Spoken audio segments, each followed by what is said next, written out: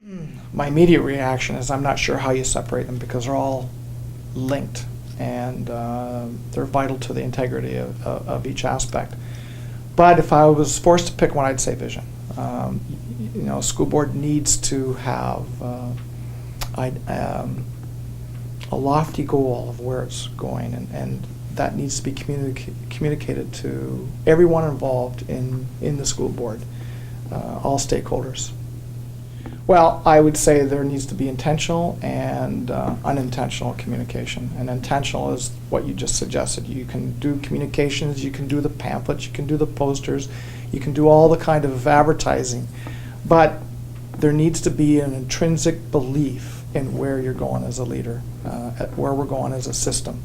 It comes back to the why. And the why you're being a leader, why you're an educator, needs to be in alignment with where the system's going as an entity, as an organization.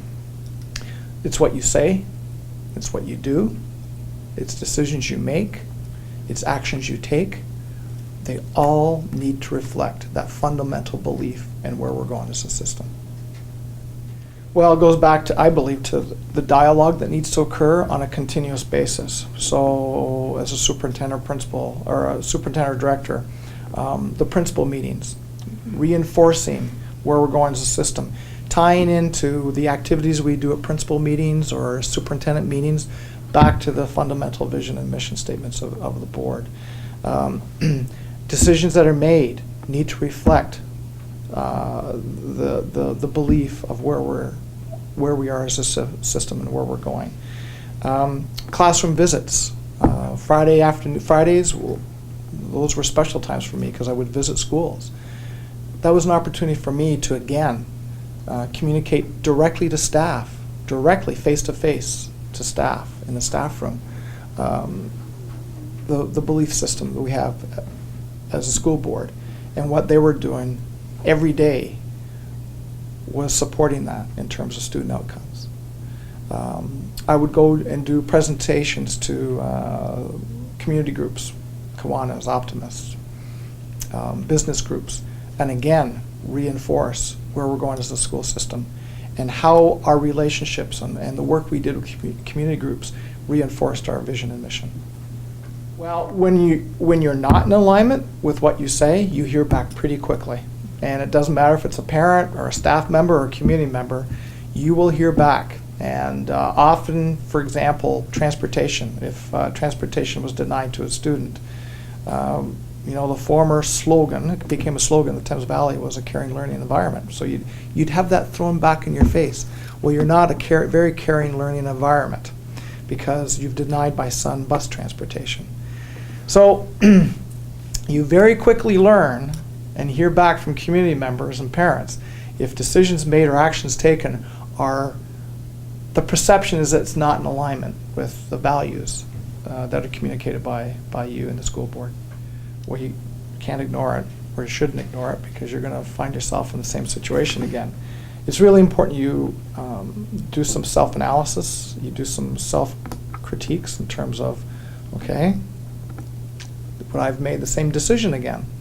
And quite often, I would say on a weekly basis, I was faced with reevaluating decisions I'd made.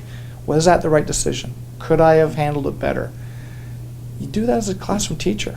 When a student goes off in terms of a behavior, you self-monitor, you self-evaluate. Well, that happens regardless of the role you're in terms of education. You can be an educational assistant, early childhood educator, superintendent, director. It's really important to self-critique what happened. You know what? And if you were going to make the same decision, that's okay too.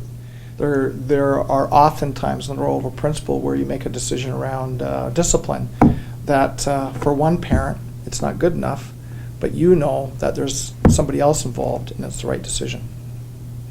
But you can't not communicate that to the other parent. But in your heart, you know it's the right decision.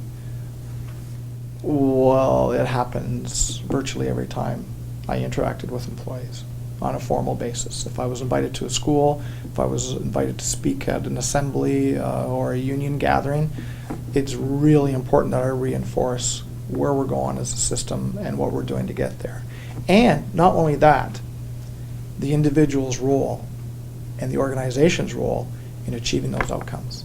There has to be, I believe there has to be, needs to be, the ability to see yourself in the school board's vision. Absolutely. Quite often I'd be contacted by the media, whether it was television, print media, or whatever, and to discuss decisions I'd made or actions I'd taken. And that was another opportunity for reflection by the community and staff to see that my intrinsic belief system and value system was in alignment with where we're going as a school board. It shouldn't be work to communicate. It shouldn't be an effort. It should be effortless. It should be intrinsic.